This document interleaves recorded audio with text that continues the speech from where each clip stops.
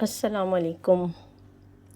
26 سالہ زارا کے قتل کے سلسلے میں کچھ پیش رفت ہوئی، کچھ ڈیٹیل سامنے آئی ہیں جس کی بنیاد پر جو نئی انویسٹیگیشنز ہیں اور انفارمیشنز ہیں، میں ایک چیز کی تصحیح سب سے پہلے کرنا چاہتی ہوں کہ عبداللہ نام کا جو بچہ میں نے مینشن کیا تھا وہ ایکچولی نند کا بیٹا ہے، جو 17 سال کا لڑکا ہے باقاعدہ، اور اس کو گرفتار کیا گیا کیونکہ وہ اپنی مدر کے ساتھ زارا کے باڈی پارٹس نالے میں بہانے کے لیے گیا تھا، اور اسی نے سب سے پہلے اس چیز کا انکشاف کیا اور اعتراف کیا کہ ہاں یہ معاملہ اس طرح سے ہوا ہے اور اس طریقے سے قتل کیا گیا زارا کو اور اس کی جسم کے حصے کیے گئے ہیں۔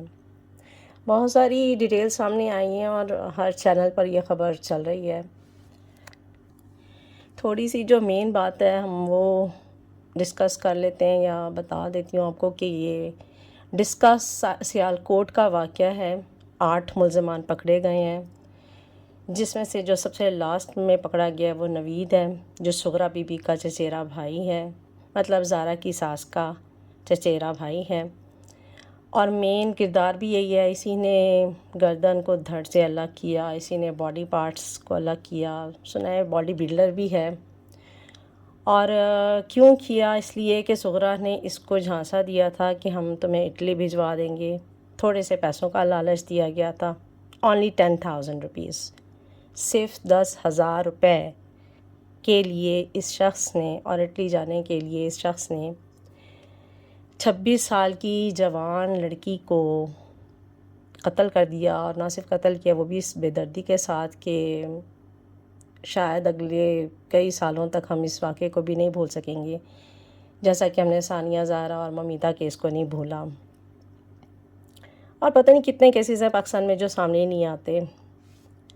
15,000 روپے کہا گیا ہے کہ یہ اس نے لیے، 10,000 اس کو آن لائن ٹرانسفر ہوئے، اور یہ جب وہاں موجود تھا گھر میں ساری کارروائی کر کے جب فری ہوا ہے تو پھر 5,000 روپے اس کو کرائے کے دیے گئے، یعنی اتنے پیسے بھی اس کے پاس نہیں تھے کہ یہ کرایہ بھر کے اپنے گھر واپس آ سکیں، تو اس کو سغرا بی بی نے 5,000 روپے کرائے کے بھی ادا کیے۔ ساری چھری ٹوک کے جس پر اس کو کاٹا گیا، سب کچھ سارے سامان کو اس نے لڑکے نے ارینج کیا۔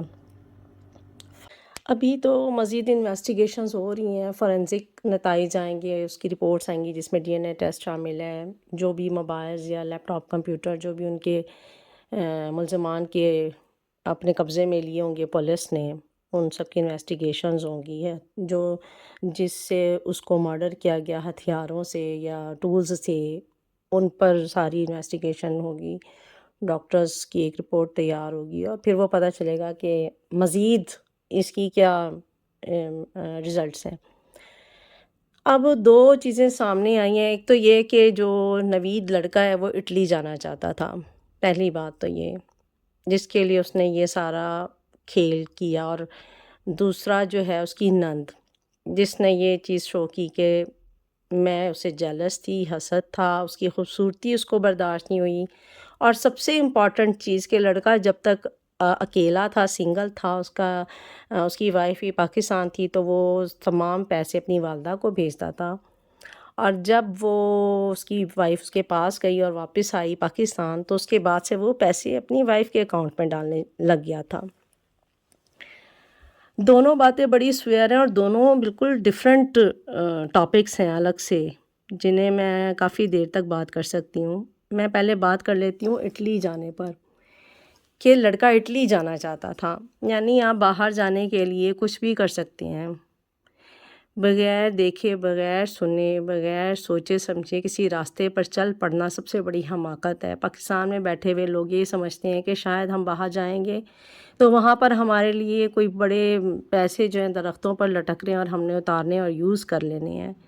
پاکستان میں محنت نہیں کرنی، لیکن باہر آ کر ٹوائلٹ بھی صاف کر لینے ہیں، برتن بھی دھو لینے ہیں، جھاڑو بھی لگا دینی ہے، مالی کی ڈانٹ بھی برداشت کر لینی ہے، لیکن وہاں اگر آپ کے والد صاحب کا بزنس ہے چھوٹا سا، چاہے وہ موچی کی دکان ہی کیوں نہیں ہے، چاہے وہ ایک چھوٹا سا ڈھابا ہی کیوں نہیں ہے، ایک چائے کا ہوٹل ہی کیوں نہیں ہے، آپ نے وہاں نہیں بیٹھنا، کیونکہ ہمیں شرم آتی ہے، کیونکہ پاکستان میں ایک سٹینڈرڈ سسٹم بنا دیا گیا ہے، درجے بنا دیے گئے ہیں۔ میں ہمیشہ بات کرتی ہوں تعلیم کی بنیاد پر بھی درجے بنا دیے گئے ہیں، اسکول کی بنیاد پر بنا دیے گئے ہیں، پیسے کی بنیاد پر، آپ کے فائنینشیل سٹیٹس کی بنیاد پر لوگ کیا کریں، لالچ، پھر وہ لالچ کی طرف آ جاتے ہیں۔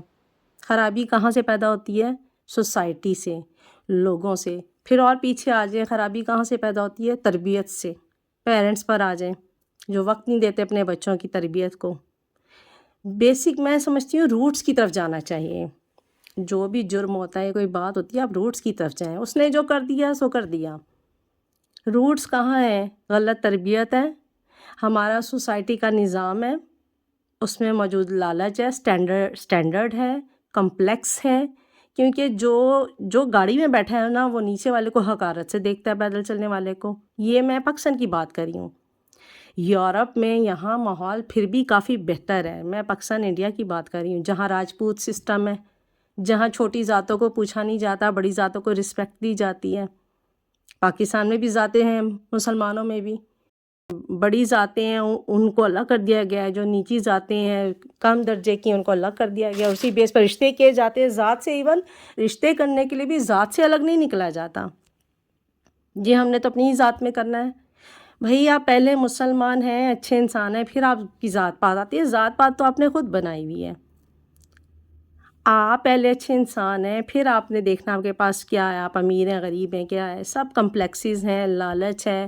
باہر جانے کا ہم نے پاکستان میں کام نہیں کرنا، ہم نے باہر جانا ہے۔ چاہے ہمیں راستے کا بھی نہیں پتہ کہ ہم نے جب گھر سے اسٹیشن کو چھوڑنا ہے اور ہم نے وہاں سے پیدل مارچ کرتے ہوئے کسی ملک میں، کسی دوسرے ملک میں اللیگل جانا ہے، آپ کو پروسیجر کا نہیں پتہ، آپ کو راستوں کا نہیں پتہ، آپ کو یہ بھی نہیں پتہ کہ آپ جس جگہ جا رہے ہیں وہاں جا کر آپ کو کس قسم کے مسائل کا سامنا کرنا پڑے گا، وہاں کے کیا قوانین ہیں، وہاں آپ کو کتنے دھکے کھانے پڑیں گے، کیا چھپ کے کام کرنا پڑے گا، یا آپ کو مطلب کس قسم کا ورک ملے گا۔ آپ کچھ زبان نہیں آپ جانتے، آپ جہاں جا رہے ہیں کوئی نالج نہیں ہے، لوگوں کی نالج نہیں ہے، کلچر کی نالج نہیں ہے، زبان کی نالج نہیں ہے، بٹ آپ نے جانا ہے، اٹلی جانا ہے، پیرس جانا ہے، یونان جانا ہے، جرمنی جانا ہے، فرانس جانا ہے، سویڈن جانا ہے۔ مجھے یہ نہیں سمجھ آتی کہ آپ لوگوں نے باہر کی دوڑیں لگائی ہوئی ہیں، چلیں آپ جائیں، ضرور جائیں، پر آپ کوئی لیگل راستے تو اختیار کریں۔ آپ پڑھیں، ایگزامز دیں، آپ کے لیے جابز اپرچونیٹیز ہیں، کیوں نہیں ہیں؟ آپ پڑھیں، محنت کی طرف آئیں۔ آپ اللیگل باؤنڈریز کراس کر کے ایک غلط کام، پھر دوسرا غلط کام، پھر تیسرا غلط کام، اب اس اللیگل کام کے لیے بھی آپ نے ایک مرڈر بھی کر دیا، کیونکہ آپ کو اٹلی بھیجا جانا تھا، کیونکہ وہ جو نند صاحب ہیں ان کے میاں آلریڈی اٹلی موجود ہیں۔ پہلی بات تو یہاں میرا سخت اختلاف ہے ایسے لوگوں سے جو باہر جانا چاہتے ہیں اور پاکستان میں رہ کے اپنے باپ دادا کا کام نہیں سنبھالنا چاہتے، لیکن غلط طریقہ اختیار کر کے، غلط راستے اختیار کر کے رسک کمانا چاہتے ہیں۔ آپ بتائیں اس رسک سے جو منہ میں نوالا آپ اپنے بچوں کو دیں گے، وہ کیا اثر لائے گا؟ کیا اثر ہے اس کا؟ بھئی قوانین اسی لیے بنائے گئے نا، باؤنڈریز ملکوں کی اسی لیے بنائی گئی ہیں کہ آپ انہیں فالو کریں، ایک نظم و ضبط رہے، ایک انتظام رہے دنیا کا۔ آپ اگر ہر بندہ قانون کو فالو کیے بغیر گھسنے کی کوشش کرے گا دوسرے کی لائن میں، تو ان کے لیے بھی ٹینشن بنتی ہے، جو آلریڈی لیگل ایک وقت گزارے یہاں پر، اپنی زندگیاں یہاں دے رہے ہیں لیگل طریقے سے، ان کے لیے آپ مسائل بلکہ جا کر بناتے ہیں۔ میں زارا مرڈر کیس سے تھوڑا دور اس لیے آئی ہوں کہ میں روٹس کو زیادہ دیکھتی ہوں کہ اس قتل کے پیچھے کیا وجوہات ہیں، اور جس ریزن کے لیے قتل کیا گیا، آیا وہ ریزن ٹھیک بھی تھی یا نہیں ٹھیک تھی؟ اگر ٹھیک بھی تھی تب بھی وہ جسٹیفائی تو نہیں کیا جاتا مرڈر، لیکن آپ ایک غلط کام کے لیے بھی دوسرا غلط کام کر رہے ہیں۔ تربیت کہاں ہے آپ کی؟ بات واپس آ جاتی ہے پیرنٹس کی تربیت پر۔ پیرنٹس اپنے بچوں کو ٹائم نہیں دیتے، پیرنٹس سارا دن اپنی ایکٹیویٹیز میں ہوتے ہیں، یا صرف کمانے کی فکر ہوتی ہے۔ بیلنسڈ لائف نہیں ہے ہمارے والدین کی۔ دوسری طرف آ جاتے ہیں جو اس کی نند ہے یاسمین، انہیں تکلیف تھی جی کہ وہ خوبصورت ہے، یا ساس کو تکلیف تھی کہ جی وہ پیسہ جو ہے وہ اب اپنی وائف کے اکاؤنٹ میں ڈالتا ہے۔ دیکھیں جب آپ خود وائف تھیں تو کیا آپ کے شوہر آپ کو پیسہ نہیں دیتے تھے، آپ کے اکاؤنٹ میں نہیں ڈالتے تھے، آپ کے ہاتھ میں نہیں دیتے تھے؟ کہ آپ نے ایک پورا گھر، ایک پورا سسٹم نہیں چلایا؟ ایک سرکل ہے اللہ تعالیٰ نے بنایا ہوا ہے۔ اللہ تعالیٰ نے زندگی کے نظام کا ایک سرکل بنا ہوا ہے، ایک نسل کے بعد دوسری نسل آتی ہے، اور ہر نسل کے اوپر ذمہ داریاں ہیں۔ یہ نہیں ہے کہ اگر آپ جب تک زندہ ہیں آپ نے ہی اس چیز کو لے کر چلنا۔ آہستہ آہستہ آپ کو بھی پتہ ہے کہ 40 50 60 کے بعد ایٹ دا اینڈ آپ کی لائف نے ختم ہو جانا ہے. والدین کو یہ چیز پتہ ہوتی ہے کہ ایٹ دا اینڈ ہماری لائف نے ختم ہو جانا ہے، تو ہم اپنی ذمہ داریاں آہستہ آہستہ بچوں کو سکھاتے بھی ہیں آنے والی لائف میں کیا ان کے ساتھ مسائل آنے والے ہیں یا ان کو کیا سیکھنا چاہیے، اور ہمارے حصے میں جو ذمہ داریاں ہم آہستہ آہستہ وقت کے ساتھ ساتھ جیسے جیسے ہم ڈکلائن کی طرف جاتے ہیں ہم وہ ذمہ داریاں بھی بچوں کو سونپتے ہیں واپس کہ یہ ہے نیکسٹ آپ لوگوں نے کرنا ہے، ہماری زندگی میں سیکھ لیں جو سیکھنا ہے. مرنے کے بعد اگر سیکھیں گے تو کسی دوسرے تیسرے سے ہو سکتا ہے غلط آپ سیکھیں، بہتر ہے اب ہم آپ کو سکھا کر جائیں. تو یہ تو اس میں مجھے لگتا ہے بیسٹ وے ہے کہ آپ اپنی زندگی میں ہی اپنی ذمہ داریاں آہستہ آہستہ اپنی بہوؤں کے سپرد کریں. ایکچولی آپ کے گھر کی مالکن آپ کی بہوئیں ہیں، بیٹیاں تو چلی گئیں، بیٹیاں تو دوسرے گھر کی بہوئیں ہیں، ان کا تو وہاں پر سسٹم اب ہے نا، کیونکہ ان کے 24 آورس تو وہاں گزرنے ہیں. تو بہوؤں کے 24 آورس اپنے ہسبینڈ کے گھر گزرتے ہیں، ماں باپ کو تو وہ چھوڑ آئی ہیں. تو آپ شادیوں کے بعد بھی بیٹیوں کو رسپیکٹ دیتے ہیں، زیادہ بیٹیوں کو جگہ دیتے ہیں، بیٹیوں کے ہاتھوں سے چیز بہوؤں تک منتقل ہی نہیں ہونے دیتے، تو پھر وہ تو پھر اپسیٹ تو ہوگی ہر چیز. ایون یہاں تک کہ آپ تو بیٹیوں کو رکھتے بھی اپنے ہی گھروں میں ہیں بعد میں بھی. یہ میں سب کی بات کر رہی ہوں، یہ نہیں ہے ایک سنگل فیملی ہے، ہمارا کلچر ہی یہی ہے، ہر گھر میں یہ ہو رہا ہے. جو 20-30% ایک کریکٹ راستے پہ جا رہے ہیں ٹربلز ان کے لیے بنتے ہیں. اگر وہ اپنی بیوی کو خرچہ بھیجتا تھا یا پیسے اس کے اکاؤنٹ میں ڈلواتا تھا تو شی واز لائف پارٹنر، اس کی زندگی کی ساتھی ہے، اچھے برے کی مالک ہے، اچھے برے کی ساتھی کے لیے بھوک پیاس کاٹ کے وہ سیونگز کرتے ہیں یا بچاتے ہیں، وہ جدائی کاٹ کر اپنے وہ کما رہا ہے اپنی بیوی کے لیے اپنے بچوں کے لیے. تو اس کا ریوارڈ اگر وہ اپنی بیوی کو دے دیتا ہے، اس کے اکاؤنٹ میں پیسے سارے ڈلوا دیتا ہے، تو اس میں کیا حرج ہے؟ مجھے نہیں لگتا اس میں کوئی حرج ہے. ہاں وہ اپنی والدہ کو بھی خرچہ بھیج رہا تھا، اپنی والدہ کا بھی اس نے خیال رکھا ہوا تھا، اور انہیں یہ چیز سوچنی چاہیے تھی. اب یہ بہت سارے ہماری ذہنی پسماندگی ہے، سائیکلوجیکلی ہم بہت زیادہ مینٹلی نیچے چلے گئے ہیں، بیمار ذہنیت کے مالک ہوتے جا رہے ہیں، لائف سٹائلز بہت بدل گئے ہیں. واپس آ جاتی ہوں مہنگائی کی طرف، پالیسیز کی طرف، گورنمنٹ کی طرف، ہمارے سوشل سسٹم کی طرف، ہماری کلچرل برائیاں جو ہیں وہ یہ چیزیں بڑھا رہی ہیں اس طرح کے جرائم. یہ ہر مہینے 2 مہینے بعد ایک نیوز چل پڑتی ہے کہ جی فلاں لڑکی کا مرڈر ہو گیا، تو فلاں بہو کو مار دیا، فلاں بیٹی کو مار دیا، فلاں فیملی نے اپنے بچوں سمیت خودکشی کر لی، مار دیا. ایٹ دا اینڈ آپ واپس آئیں تو ہمارے پاس بھوک پیاس افلاس غربت یہ چیزیں رہ جاتی ہیں.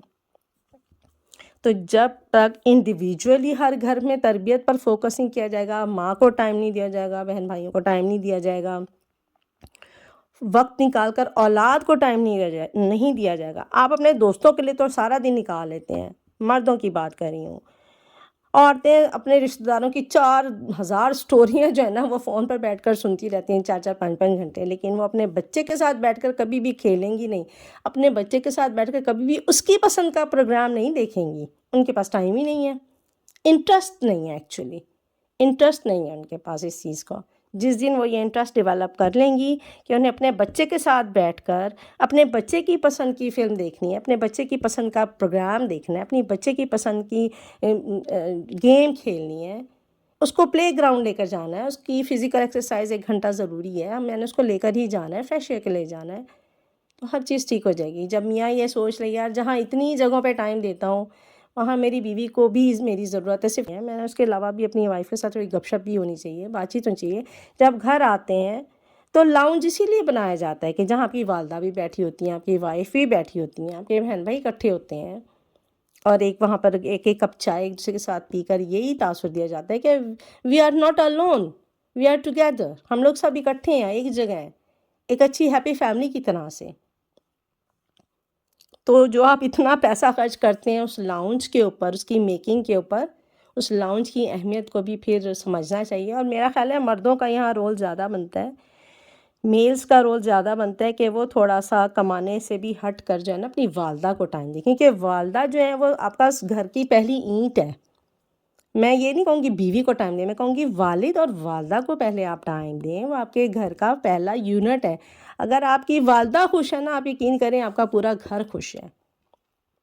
میں نے اپنی لائف میں یہ اندازہ لگایا کہ اگر آپ کی والدہ خوش ہیں، آپ کا پورا گھر خوش ہے۔ اگر آپ کی والدہ ناراض ہیں، آپ کی والدہ پریشان ہیں، اپسیٹ ہیں، ڈسٹرب ہیں، آپ یقین مان لیں کہ آپ کے گھر کا ایک فرد بھی مطمئن نہیں ہوگا، ایک فرد بھی۔ تو کوشش کریں کہ والدہ کو خوش رکھیں۔